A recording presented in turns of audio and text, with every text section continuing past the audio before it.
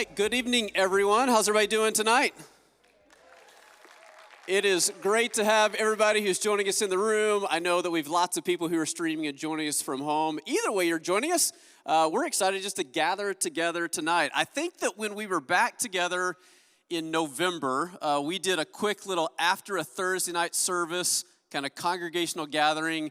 And at that point, I said, you know what, I'd really like to do this quarterly and just have an opportunity to connect with our congregation, share a little bit where we're at, where we're going, whatever updates, and then just create venues for people to ask questions and have a little bit of a dialogue. So really, this is the continuation of that conversation that we started in November. A couple things we'd love to share with you, and then we would love for there to be a time at the end of our time that we can just spend a little bit of time with dialogue around questions and answers. And so there's going to be a text number that shows up on the screen. I think it's available to those of you who are joining us from home or those who join us in the room. You both ask questions in the same way. You just simply text those questions in, and then we'll get to those a little bit later in our time.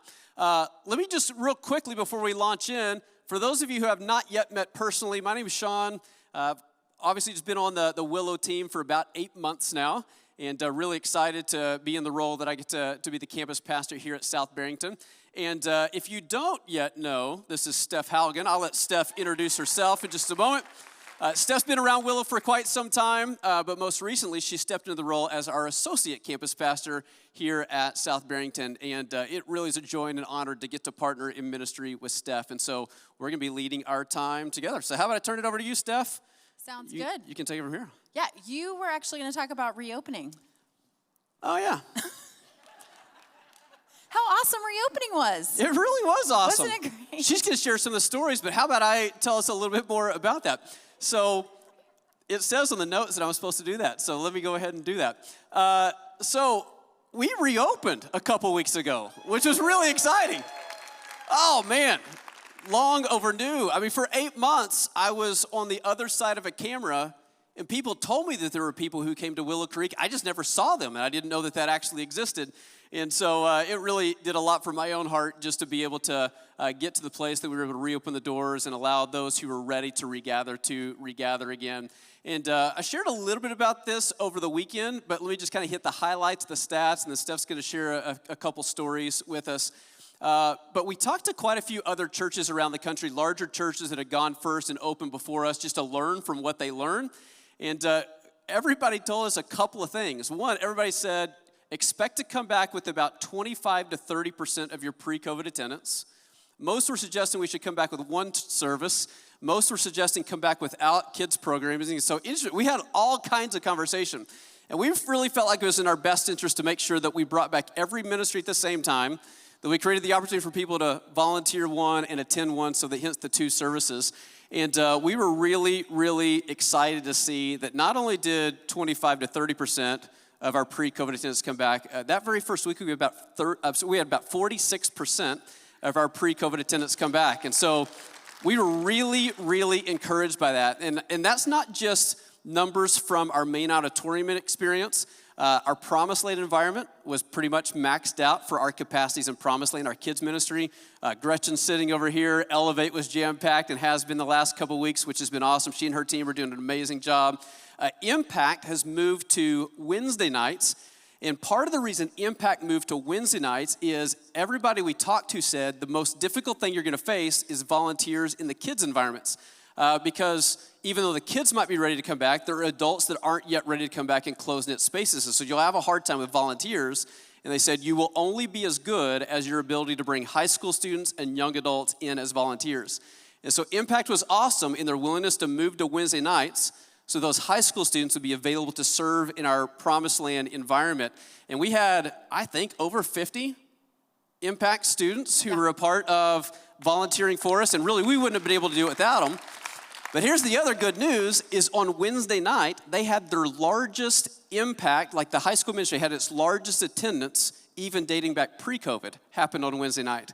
And so we didn't anticipate that happening, but we were super encouraged that a missional move on their part is actually paying dividends and fruits that we didn't anticipate.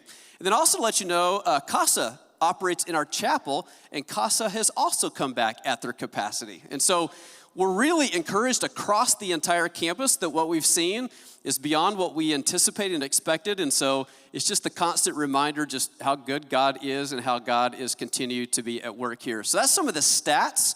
But the reason why stats are important is we think that every number has a name, and every name has a story, and every story matters to God. So Steph is going to share a couple stories from reopening.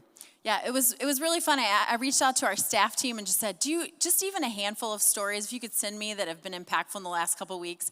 And I was blown away by how many came in my inbox over the last couple of weeks of just individual stories of how God has shown up. So hopefully we can share a lot of these stories over social media and different places, but I'm going to highlight just a few really fun ones, I think. So one of them is there was a high school student who got connected to a house group in his local community during the COVID run, and he had never, ever stepped foot in Willow Creek until reopening day, and he was like, oh, I was a part of this church family even before I came into the building because he had been connected through his house group.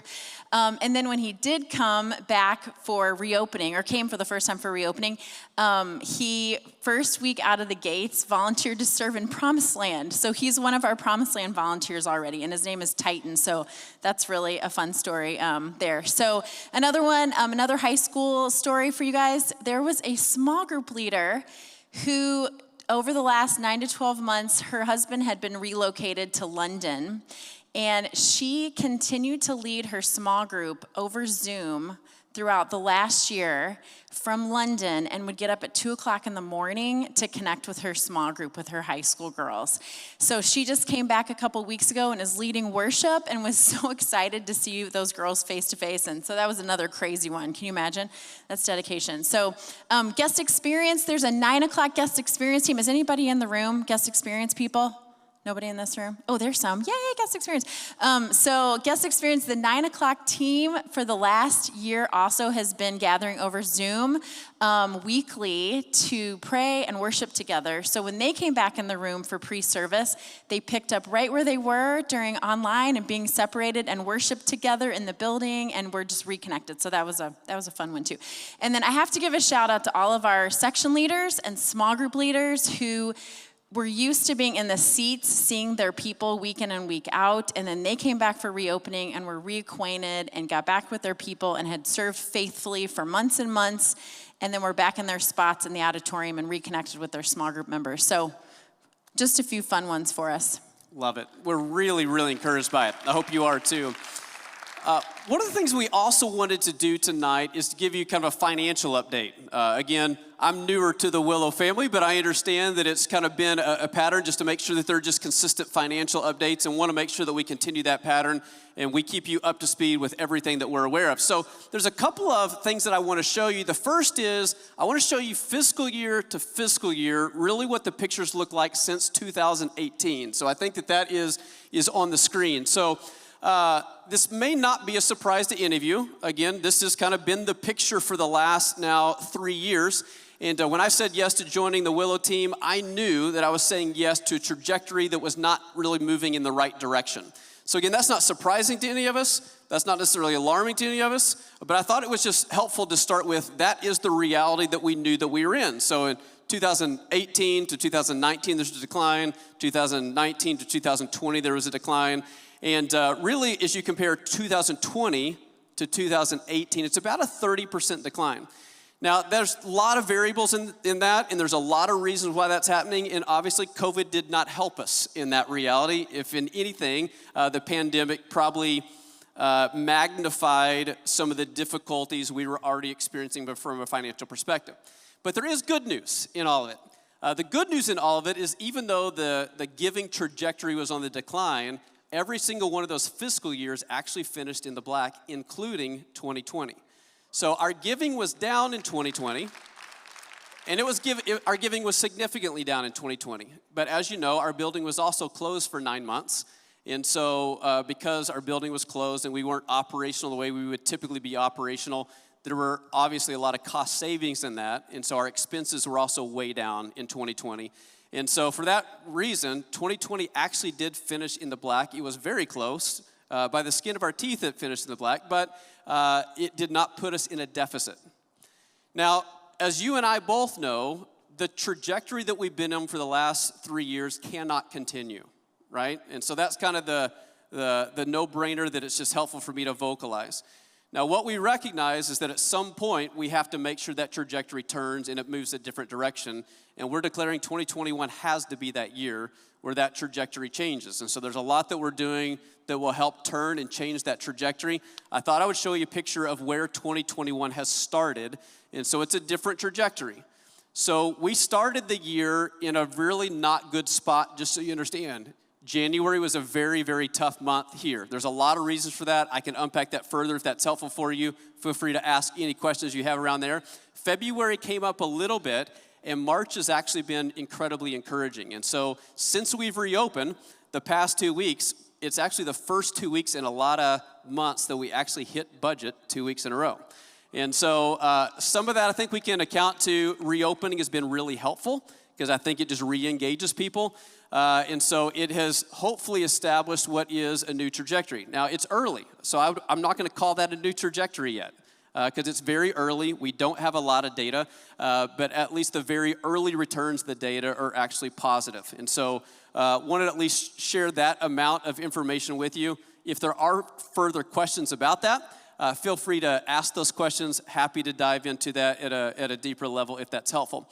One other financial update that I wanted to give you is we have not yet announced what happened with the year-end fund.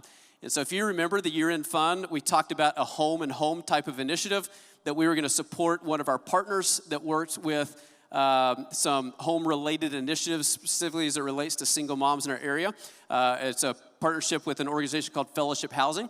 And then part of the resources were also going to be used to stabilize some things in our environment around here. And so in our year-end fund, there were $519,000 that were given. And then that money was split again between the partnership at Fellowship Housing and then initiatives within the four walls here at Willow Creek. So wanted to make sure you were aware of that update as well. So that is at least a little bit of the financial picture I want to share with you. Again, feel free to ask questions if there are other things that you're interested to know about that. But let me switch gears and start talking about what we see ahead. So a couple things before I dive into like Holy Week and what to expect around Good Friday and Easter and such.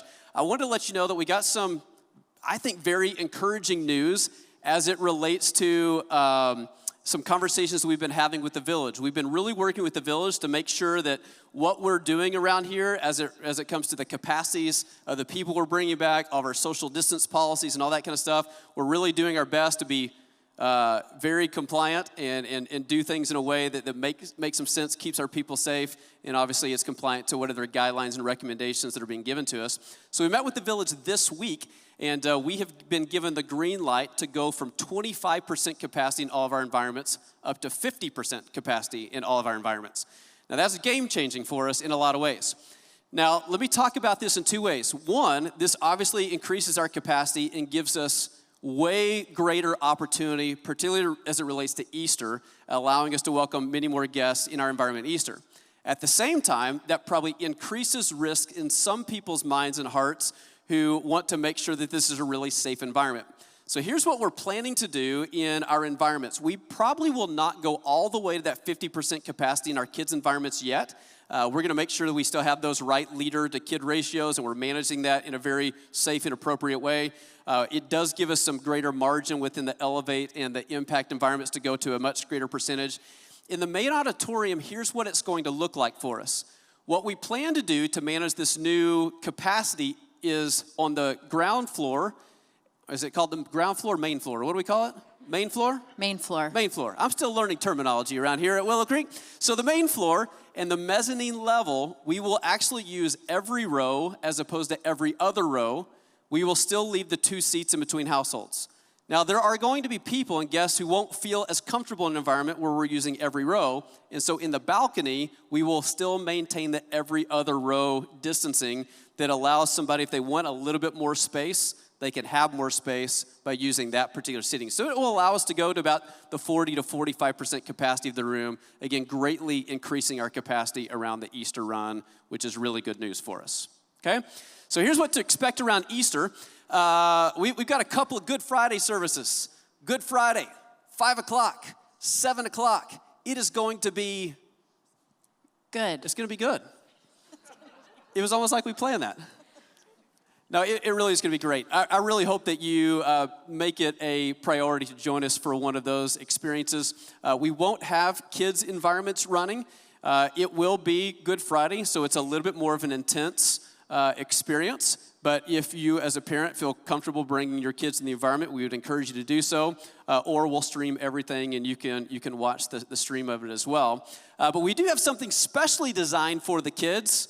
On Saturday, we're going to do an egg drop on Saturday. We're calling it Operation Egg Drop. And really what that's going to look like is out in the main parking lot. We'll allow families to come.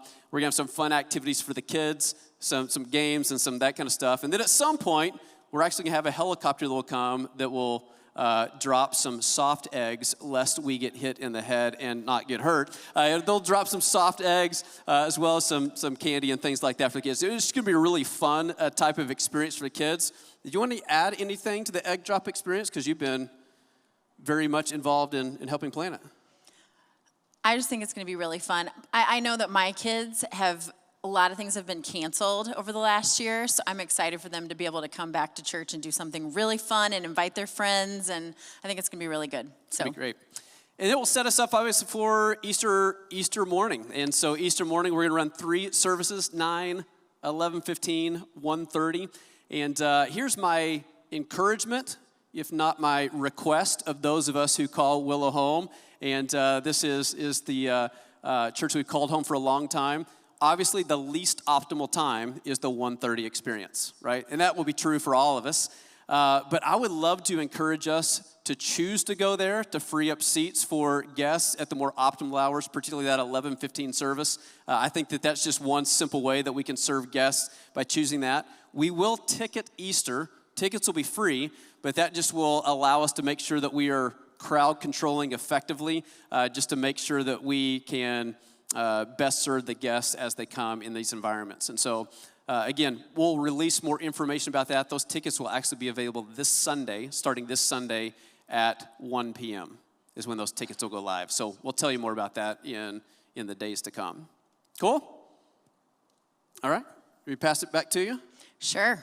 So I'm really excited I get to talk about Celebration of Hope. So who likes Celebration of Hope? It's kind of hard to describe what Celebration of Hope is like around here. I've been trying to describe it to Shawn. This is your first one, right? This will be. A lot It's of my our first newer Easter, too. Yeah. Not in life, but at Willow. Welcome. We're glad you're here. But Celebration of Hope, I'm just so glad that we're going to do it again this year, and I'm really excited about it. The dates for Celebration of Hope are going to be right after Easter, so it's April 11th, 18th, and the 25th. This is the first time that we're actually going to integrate some local. It's going to be local and global. The 3 themes that we're going to hit the 3 weekends will be, the first one will be Change Your World. That'll be April 11th. The second one will be called Love Local, and it's Dave Dummett's going to speak that week, and it's going to really talk about how do we love our neighbors. And then the third week will be Go Global. So we're really excited to have Celebration of Hope back. A few things you're probably curious about. One of them is that we are going to have a lobby experience, an interactive lobby experience. It's going to be COVID safe. It's not going to have as many elements as we've had in the past just because of social distancing, but we are really excited to be able to have that in-person experience that will highlight our local and global partners.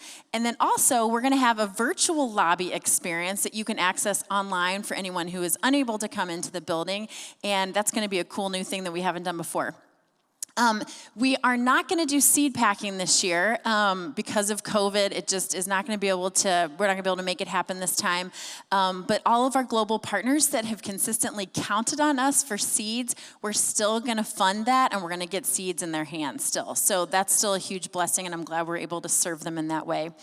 And then the third thing is also that we're going to have a 5K again. So April 24th, mark your calendars. If you remember, you can walk, you can run. I pushed my stroller like 5 times in a row. I'm over that stage. But the 5K is so fun. And I think that it's going to be up, is it pretty soon the website's going to be up to be able to register for it? I think the website is technically live right now, although I think it's still a little bit in process to be updated, but I think it's actually live. Is that true, Kendra? So willow5k.com is actually live and registerable. Is that a word?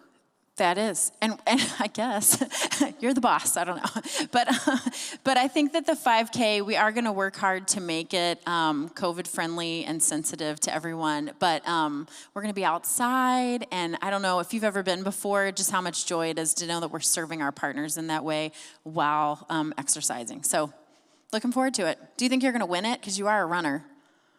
I'm certain I'm not going to win it, is the thing that I'm certain about. But I'm certain I'm going to participate in it. It'll be great. Looking forward to it. Good. Well, those are a few things that we wanted to share with you as far as updates, what to expect. But we want to just spend, I don't know, the next 20 minutes or so, 25 minutes or so, making sure that we're answering some of your questions. And so feel free to fire those away. Kendra is receiving those questions that you're texting in, and she's going to be sending them to us, and we will do our best to respond to the questions that you have. Let me take the first one. I've been asked this question a lot.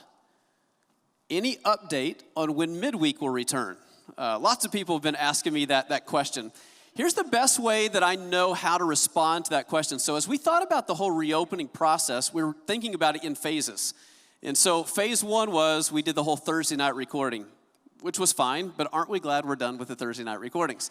So phase one was great, but we got phase one behind us. We actually called phase two March 7th through Easter. We knew when we got back into the building, we're going to learn a lot, and we have learned a ton in 2 weeks. We've learned a ton about how to best manage these kids' environments, how to best manage all the different safety measures, capacities, all that kind of stuff. We are still learning, but we felt like we needed this 4 to 5 week window to just learn as much as we can and apply that learning moving forward.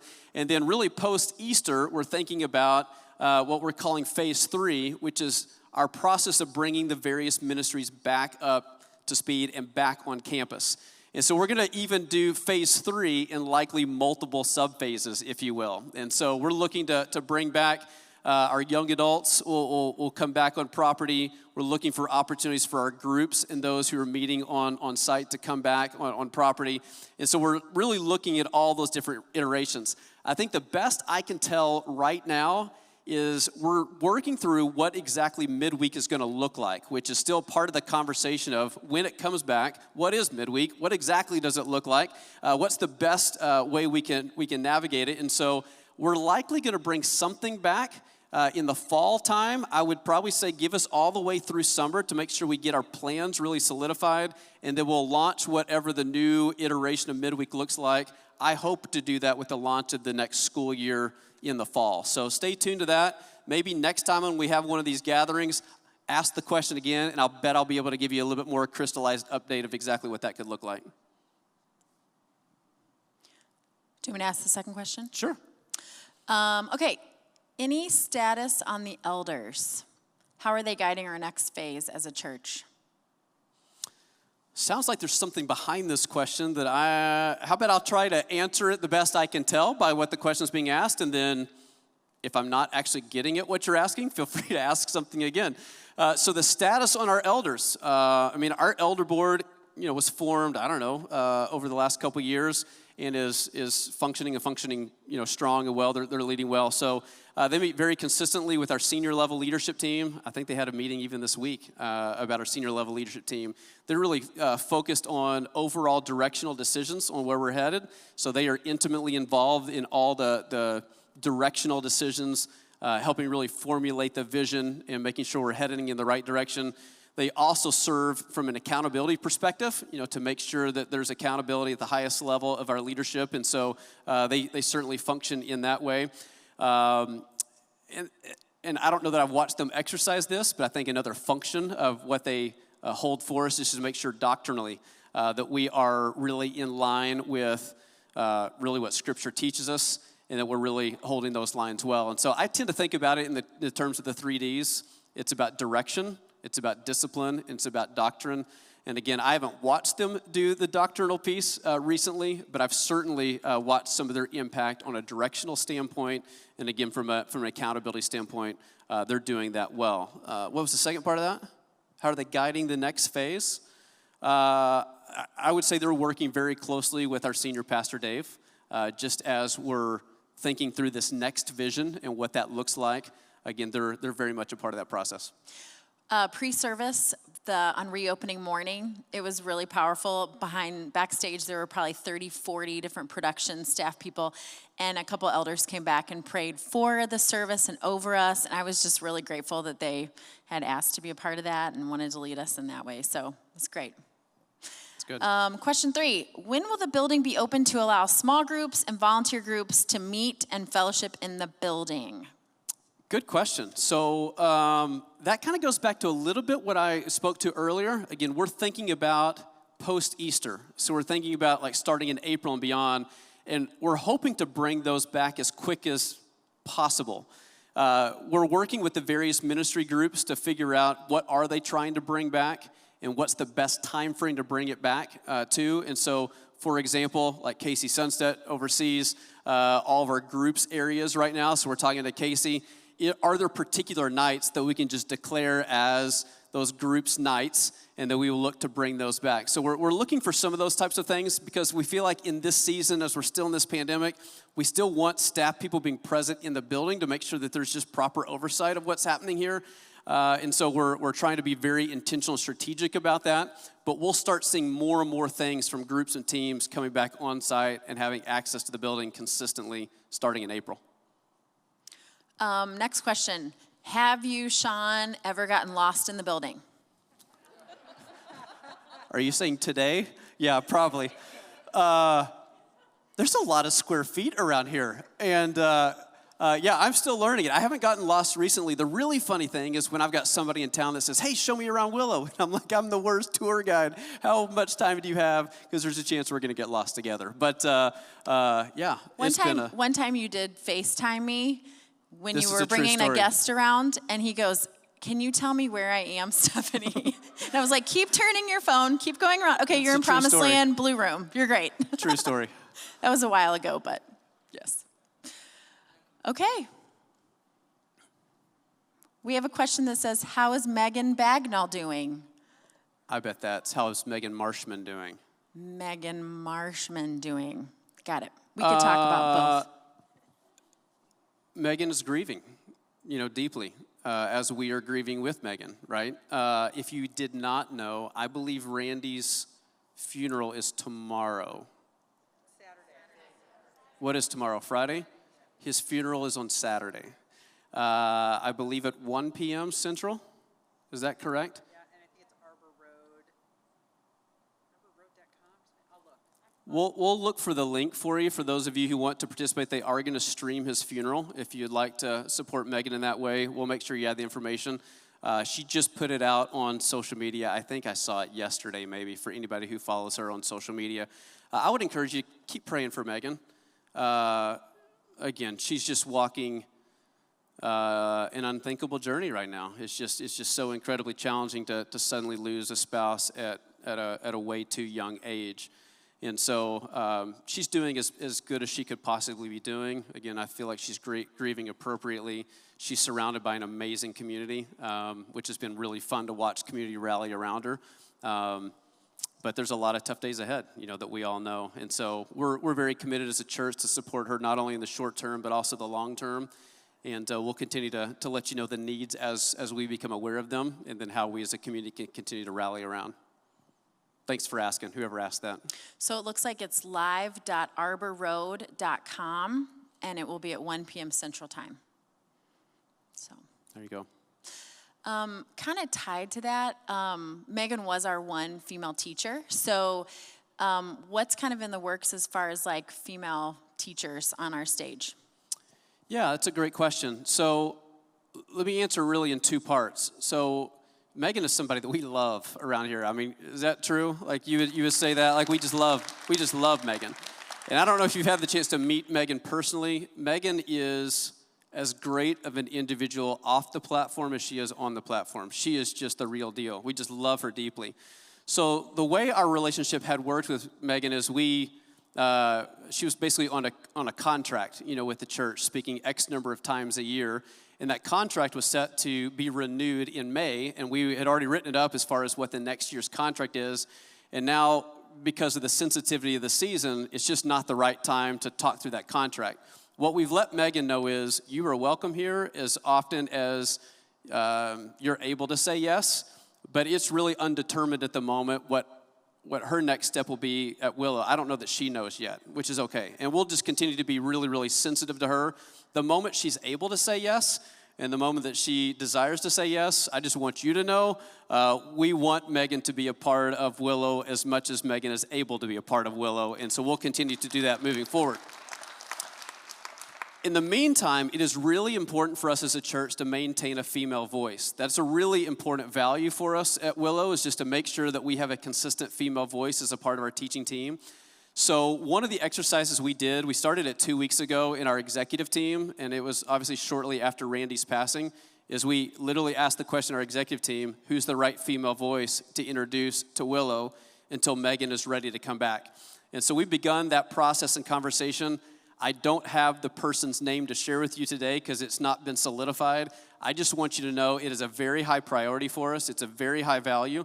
And until Megan is able to step back onto our platform and be a part of our teaching team again, we will bring on another female voice that we believe in, is a great fit for Willow, that continues to champion that very important part of who we are. I'd like to think we could tell you who it is within the next few weeks. I think we'll have it nailed down. Good. That's encouraging. And I do miss Megan too. So, question 5, do we know anything about when baptisms will be coming back? Yes, we do. Oh, you want to know when? That was not the question. The question says, do you know when? May the 2nd. We're going to do a baptism weekend, which we're pretty excited about. That's awesome. So our plan right now is on Easter. I mean, Easter's just a great time to invite people into a relationship with Jesus, and so we'll do that on Easter, is invite people into a relationship with Jesus, and those who say yes to Jesus and want to express that commitment through baptism, we're going to give them the opportunity in those coming weeks to let that decision be known. We'll bring pastoral care alongside of them to make sure that they ready themselves for that experience. And again, the target is the weekend of May the 2nd, and so we're making plans to that end. It's great news. Okay, Shawn, so since you've joined the team, what has encouraged you most about being a part of the Willow community? That is a no-brainer for me. The people is what encourages me the most, no doubt. As somebody who's newer to the Willow community, I think even before we started tonight, I met a number of people who said, yeah, I started back in the theater days.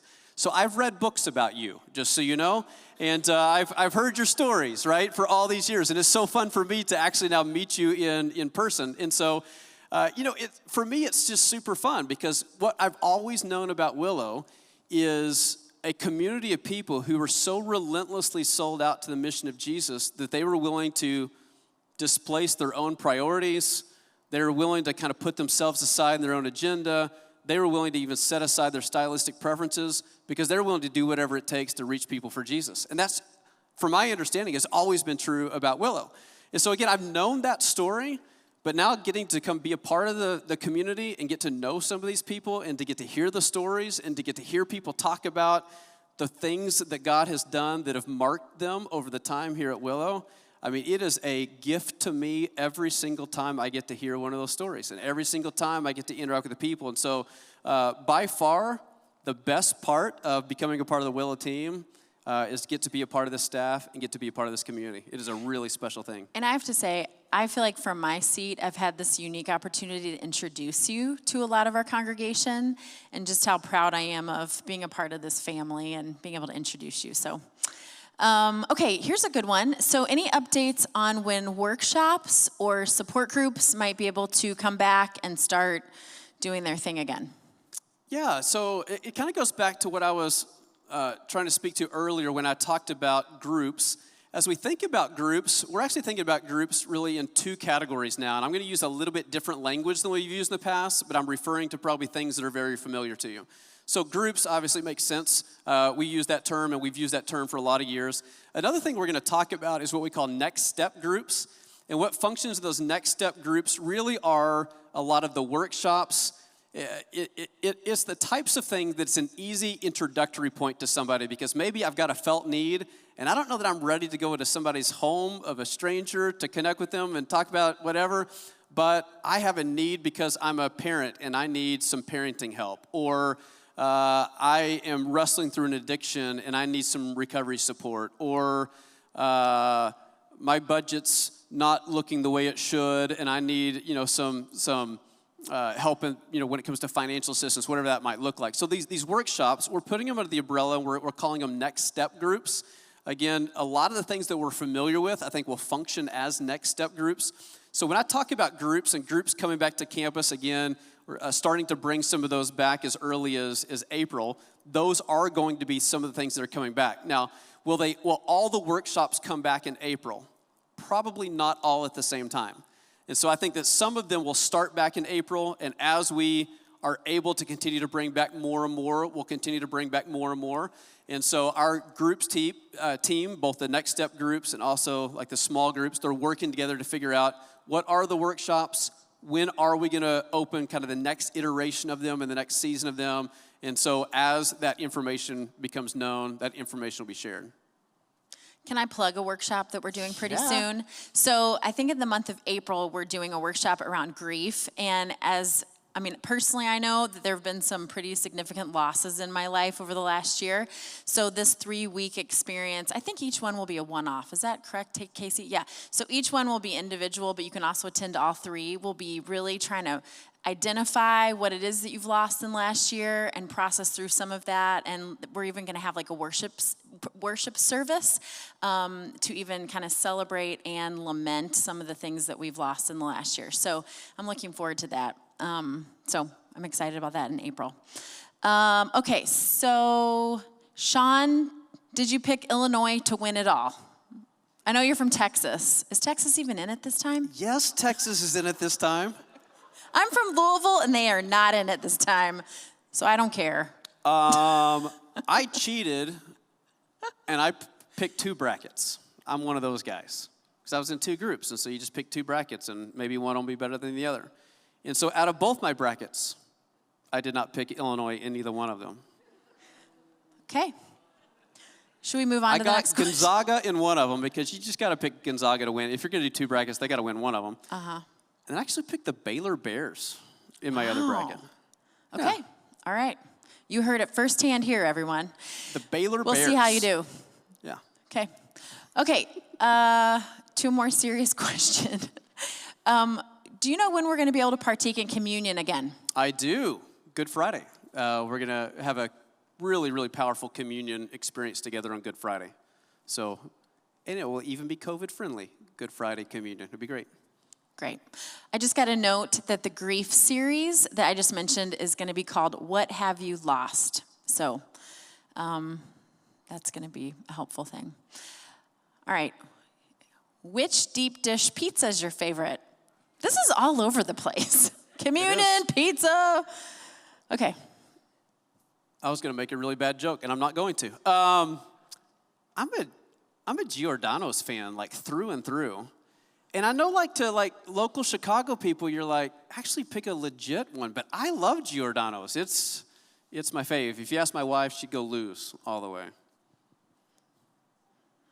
I think I lost points. I lost points with people in the room. I see is like head shaking. I hear what type, and I'm like, sausage. Oh yeah, like sausage deep dish. But Okay. I just like Giordano's a lot. I literally think I lost every friend in the room just by declaring what pizza I like. Does anyone like Giordano's? Paul Halco does. Thank you. See, Okay, thank Doug you. Yonamini, yep, we I got need it. you people to do this. Dre Herman, good. I saw you. Good. I know what your favorite pizza is now. Okay. What was that? What'd you say? Oh, Cubs that's a or really Sox? important one. I grew up in Texas. I grew up in Amarillo, Texas, and the only baseball teams you could watch on TV were the Cubs, who played on WGN every game, or the Braves, who played on TBS. Why would anybody watch the Braves when you can grow up watching the Cubs? So I became a Cubs fan like as a little dude, and so I. Go ahead and tell them. Okay, let's just talk about this for a moment, because this is actually like really important stuff. So, like, I got my first Cubs uniform when I was 4 years old. I really remember the Cubs winning the pennant in 1984 when Rick Sutcliffe, clinched the pennant. Like, these are like vivid memories for me, right? I grew up a diehard Cub fan. When I graduated high school, my gift from my parents for graduating high school was to come to Wrigley Field for the first time. So I flew out to Chicago for my first time, took in a whole series. We played the Rockies and got beat by like 12 runs every game. It was just like typical Cubs. It was awesome. And then, fast forward all the, we learned how to be tough people, when you're Cubs fans, right, over the course of the year. But November the 2nd, 2016, was the greatest day of my life. It really was. And I know I'm a married man who has 2 kids, and that probably doesn't say a lot of great things about me, but it arguably was the greatest day of my life, and it was amazing. It'd be interesting if Lindsay popped a question in here challenging that, but we'll see. No, she's heard me say that publicly. Okay. I get reprimanded for it, but it was just an amazing day. That's awesome. Good. Okay, Saturday night service. Will it be returning anytime soon, Shawn? I don't know is the true answer to that. What we want to do is we want to see, like, once we finally are able to regain some momentum, on the weekend, and start to get traction around our weekend service attendance. I love to see what things look like before we make that decision. Now, when we feel like it necessitates going to a third service, I would love to have that problem. Like, that will be the most fantastic problem to manage when we're able to go to a third service. The challenge is I've got no timetable for that. Is that a problem we're going to face in 6 months, 12 months, 18 months? I don't know. I really don't know.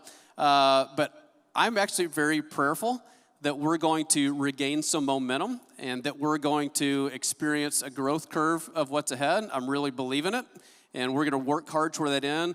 And again, I would love to have that problem of the need for a third service, and when we do, I'll look forward to having that conversation with this group. Sounds good. Okay, another budget question. Do we still have money in our reserves? Great question. The nice thing is we have not yet dipped into the reserves. One of the things that Willow has... You can clap for that. I heard some claps. That's a good... Yeah, it's good. One thing that Willow has done historically is Willow has been in a very, very strong financial position. And so even though the trajectory has not been good, our financial position is actually very, very strong. Now, obviously, we don't want to continue the trajectory we're on. We need to turn the trajectory, and that's a really important, high priority, urgent matter for us to do. But our reserves are still in really good shape. Now, to be as candid as I know how to be, there's a possibility in 2021 that we may have to dip into reserves to make 2021 float. And so that's a possibility. I mean, we'll know as the year progresses what that looks like.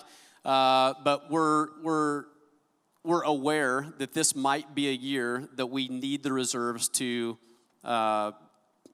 make the budget whole, if you will. But we would love to think that the trajectory has changed where that's not the case in 2022 and beyond. Great. Thank you. Are we anticipating doing another Journey series? I would say yes, but I don't know when the next one is on the calendar. And so, we've done one at least since I've been here. We did Daniel in the fall, which was a fantastic series for me. I don't know when the next one is planned, but we've only planned the weekend content through the first part of June. So I don't know what's beyond that, but I would love to think that Journey will continue to be a part of our journey, if you will. That's great. That's good. I think we've done maybe 3 or 4 of them in South Barrington, so it's great. Good question. I don't see any other questions. Oh, they're coming. Okay. Let me see if I can throw in a fun one. Okay. Okay, Shawn, as we move forward with the next strategy for our church, how are we planning to partner with local organizations? Are we planning to do a survey of our community to see what would be most useful to our community and in our community? I love that question. That's a fantastic It's a great question. Yep. And I assume that question's really connected more to the in next than anything else. And so really as we rolled out that vision, I got more questions about the in than I did the other 3 parts of that vision, because everybody's curious about the new spaces and what does that mean. So a couple things that I would say, and then I can try to speak to these questions the best I know how, is what you saw when that next vision was rolled out is more ideas and not plans. There have not yet really been formalized plans made. There are no architectural drawings. There are no decisions made as far as exactly what the new spaces will actually look like, particularly here at South Barrington. But there's all kinds of ideas, and dreams about what could be. But what you mentioned here in this question is exactly the exercise that we need to do, in the sense that it doesn't really matter what we think is the right thing to do. What really matters is what is our community asking for, and what are the specific needs that we might be in a position to really help foster those needs in a meaningful way. And so, yes, between now and those plans getting formalized, I think we need to take great opportunity to really lean into our community, listen to our community, identify what those needs are, figuring out how to best respond. And at the same time, I really think it will also serve us well to think through what is the future of Willow in the sense of like who are the types of people that we're trying to reach, and what are the things that we need to consider around our facility that will help us accomplish that mission. One of the things, again, I'm going to go a little bit deeper as it relates to this in the new spaces. One of the things that we're wrestling with a lot is this post-COVID world has all kinds of question marks about space and square footage, not just for churches. That's just true for any organization out there. I mean, there are businesses who built skyscrapers for employees that now are like, are we ever going to bring employees back in the way that we at least used to? Retail is asking all kinds of questions about their spaces, right? And so churches are not unique in the questions that we're asking about spaces. But as we think about here in Barrington, we feel like we have a couple of really key resources. In my opinion, our most valuable resource is our people. And then I think a second resource that we have that's really important is our space. We have a lot of space here at Barrington. It's pretty amazing, actually. I don't know of another church in the country. There might be another church in the country, but I don't know of a church in the country has more square footage than we have here at Barrington. And I don't know of a church that has more beautiful spaces than we have here at Barrington. So I think we have tremendous opportunity. But I think it's a very worthy conversation to think through how are spaces and how should spaces be utilized differently moving forward.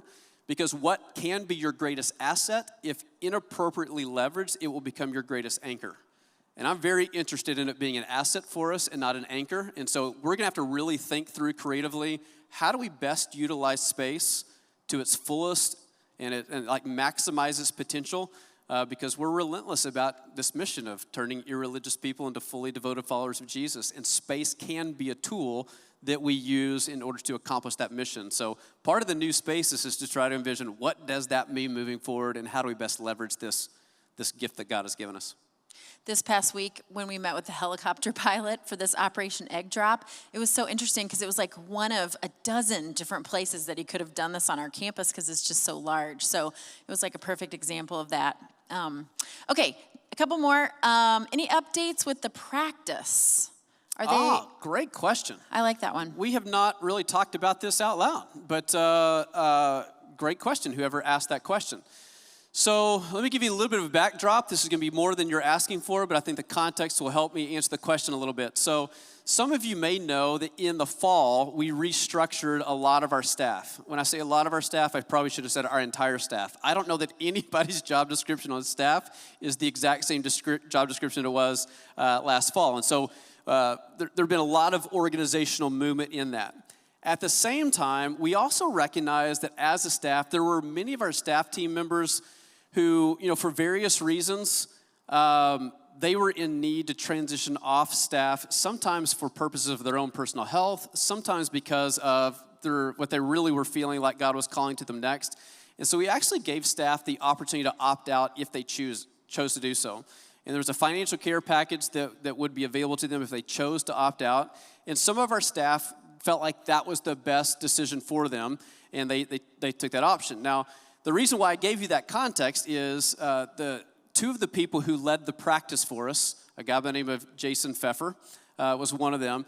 They chose that opt-out. Now, what was really cool about my conversations with Jason is he was like, I still feel so called to do this thing called the practice. It's still, God's got something deep within me. But he said to me, he said, you know what I've always wanted to do?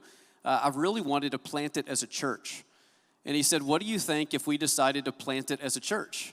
And I said, man, I would love to figure out how we partner with you and get behind that and kind of help you do it. So Jason and I have actually been in conversation since last, probably November. And so he is technically no longer on our staff, but the practice is still meeting in our facility on Sunday night, I think at the same bat time, same bat channel. Do we use that term, same bat time, same bat channel? I don't, but that's okay. Well, Go ahead. I just had this moment back to my childhood of watching that Batman show. Anyway, they're meeting at the same time in the same day as they have been previously, and that will actually be part of the long-term plan. And so the practice is now launching as the Practice Church. It will become its own church. But in the short term, part of the way that we're going to serve Jason and his team is we're just providing free space for them to function and operate out of. And so, we're working together what that looks like. I've connected to Jason to some of our some church planting people that I know that are providing some support to him. We're offering some additional support to him along the way. Now, I don't know that they will stay on our property long term. I think, eventually, God willing, if God opens up the door, they'll look to identify their own space and they'll eventually launch off campus. Until then, we'll continue to work together and support them to help them, become what God's dreaming them to become. So anyway, it's been a really great relationship and great conversation. Great. All right, it's 7:50. You got it in you for a couple more? I got a couple more. You got a couple more? Yep. Okay. So here's a good one. I actually am very curious about this. Fatai. Is Fatai coming back? Do we have a status on Fatai? Do you know? I have heard of the legend of Fatai. I've never met Fatai. But I hear the audible groans in the room. Oh, Fatai. That's what everybody I've ever talked to, everybody says that. I can only tell you what I know is that she's obviously been back in Australia. Is that where, that's right? That's where she's from? And there have been a couple different times that she's been thinking about coming back, but a lot of the travel restriction related to the pandemic has prevented that. We were trying to get her back before Easter. I don't know that that's possible, but here's what I can tell you. There is a lot of conversation going on. As far as I understand right now, she wants to come back. We want her to come back, and so it's still in progress as I know it. I wanted to tell you it's going to happen on Easter. I think I would be as surprised as you are if it is on Easter, but I'm excited to meet her when that time comes. It's great.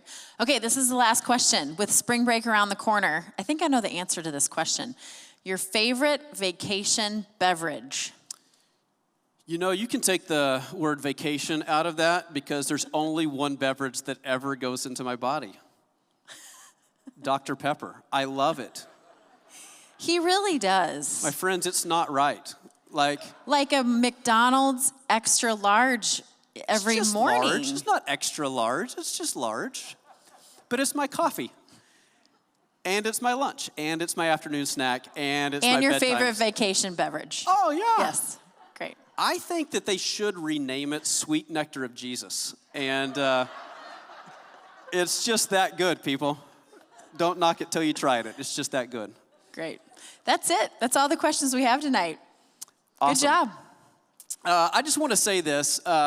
Thank you for joining us tonight in the room. Thank you for joining us online. It's what I said earlier. We've got a couple of just incredible resources here at Willow, but I'm under no illusion that our greatest resource is our people. And what God does through his people and through his church is really where the good stuff is and all that we get to do. Just the fact that you're here tonight, and again, those of you who are joining us online, says a lot about your faith, your commitment, your love for this place, your devotion to the mission, and very grateful for each and every one of you. We couldn't do it without you, and frankly, we don't want to do it without you. So we're really grateful for your partnership every step of the way.